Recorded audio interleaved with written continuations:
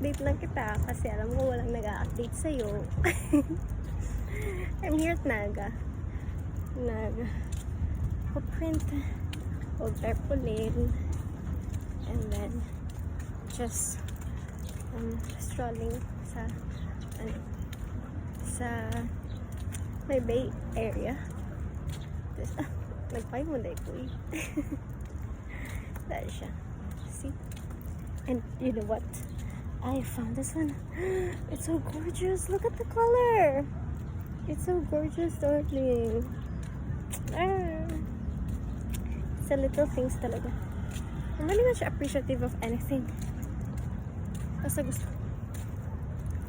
And it's been a while since my last stop here.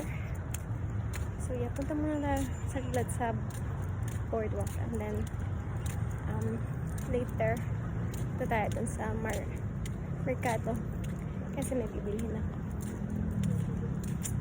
So yeah, see you later.